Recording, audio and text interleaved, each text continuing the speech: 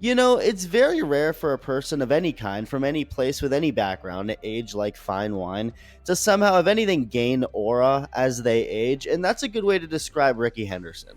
Now, from a personal standpoint, he was way ahead of my time. I never came close to getting the privilege of seeing him play, but what I did see was how Rickey Henderson was and presented himself in his later years. And I feel like the A's have had a good history of badass players who stayed that way as they aged. Dennis Eckersley, I feel, is another good example of that. I never came close to seeing him play either, but with all the cool that oozes out of that man, even to this day as a long retired 70-year-old man, I can only imagine how awesome he was while playing. And the fact that he and Rickey Henderson were teammates for several years in the late 80s, early 90s is so perfect.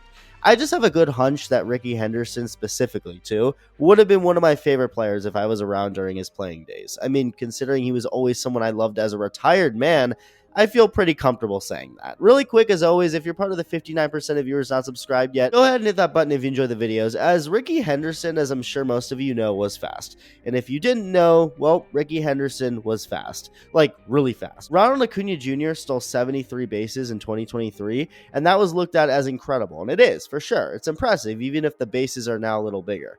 Well, Rickey Henderson stole at least 100 bases in 3 separate seasons and holds the single-season record with 130, which he did in 1982. Lou Brock was the record holder in career stolen bases with 938, only for Rickey to steal 50% more than he did with over 1,400. So he's pretty fast, if you didn't get the memo. And if you want an idea on how Rickey Henderson was personality-wise, he joked about being born in the backseat of an Oldsmobile on the way to the hospital by saying, "I was already fast. I couldn't wait."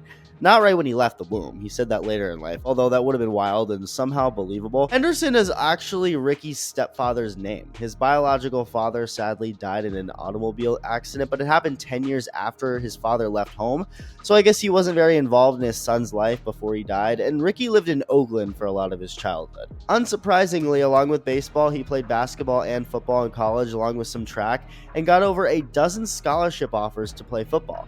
Rickey's dream was actually to play for the Oakland Raiders, but his mom convinced him to turn down the football scholarships with her, arguing that football players had shorter careers. A special thanks to my mother, Bobby. Back in high school, I played football, a little hoops, and baseball. My dream was to play football for the Oakland Raiders. But my mom thought I would get hurt playing football, so she chose baseball for me. I guess Mom knows best. Thanks, Mom. And thank the heavens that she did that, because not only did Rickey, of course, go on to become a baseball legend, but he had the exact opposite of a short career. In fact, he had an abnormally long career, even for a Baseball Hall of Fame player, playing for 25 seasons. And he'll always be known for his speed, of course, but the man could hit too. That helps last 25 years in the big leagues. And to steal that many bases, you kind of have to get on base a lot to begin with, and so he did. He had a career on base percentage of over 400, which is incredible, and a career OPS of over 820, which is really good. Here's a crazy stat with how good Rickey was at working walks. Rickey Henderson walked 796 times in his career, leading off an inning.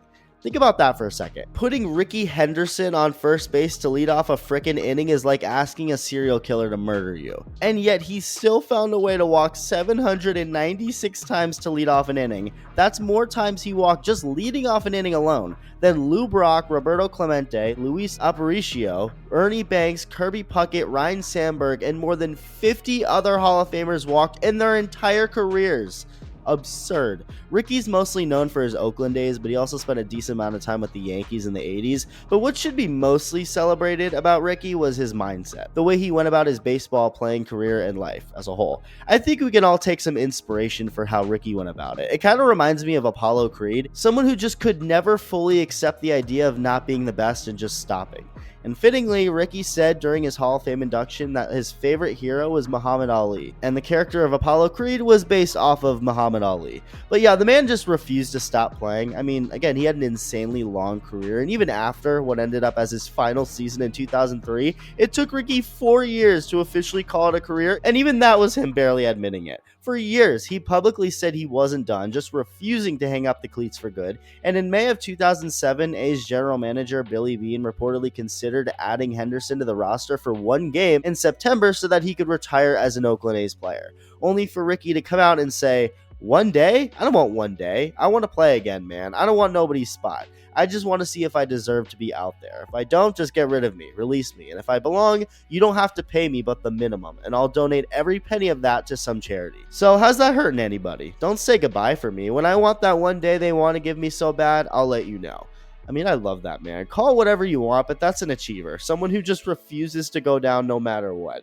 Even though at that point, Rickey had beyond nothing else to prove. I mean, are you kidding? 25 seasons, the greatest base stealer of all time and a sure Hall of Famer, yet here he was still feeling like he had to prove himself. That's incredible. And like I said, even when he announced his retirement, he even did that in a way where he wasn't even really admitting retirement, saying, "I haven't submitted retirement papers to MLB, but I think MLB already had their papers that I was retired." And then he added, "If it was a situation where we were going to win the World Series and I was the only player that they had left, I would put on the shoes." Mind you, he's 47 when saying this. Rickey Henderson by far has to be the player with the best quotes ever, like in any sport in the world. After getting elected to it in 2009, the Hall of Fame, a 50-year-old Rickey Henderson stood up at his press conference and dropped another one of his endless elite quotes, saying, "I believe today," and people say I'm crazy, "if you gave me as many at-bats that you would give the runners out there today, I would outsteal every last one of them. They can always ring my phone and I'll come on down and help their ball club. That's how much I love the game."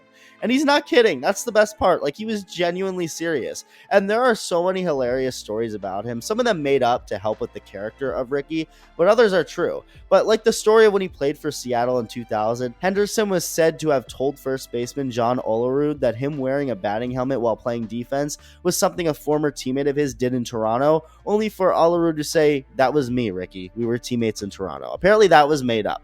There's just so many great stuff like that, though, that were also real. Like when someone quoted Bible verse John 3:16 to Rickey, only for Rickey to respond with, "I don't want to hear about John hitting 316. Rickey's hitting 330. When talking about spring training, he said, "That shit don't count. This shit don't go on the bubblegum card." I mean, Rickey's quotes alone could have been enough to get him into the Hall.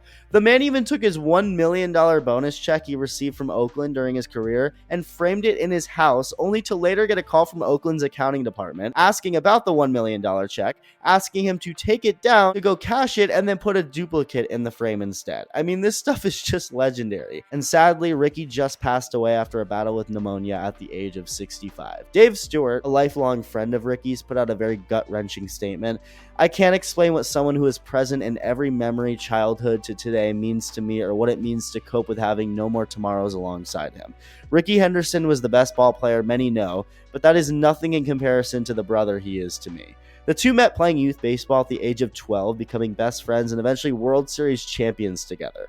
Talk about the greatest friendship of all time. And fittingly, the two threw out the first pitch alongside one another before the final game ever played at Rickey's former playground for so many years, the Oakland Coliseum. It's hard to not imagine Rickey arriving to heaven right about now saying, "Tell God Rickey's here," before trying to find some sort of way to revive himself so he can come back down to earth and prove to the world he can still steal 100 bags. That's just the guy that he was. He'll forever be a legend. And just like Rickey's hero Muhammad Ali said, I think it's fitting to end this video the only way Rickey would probably want it to most. I'm the greatest of all time.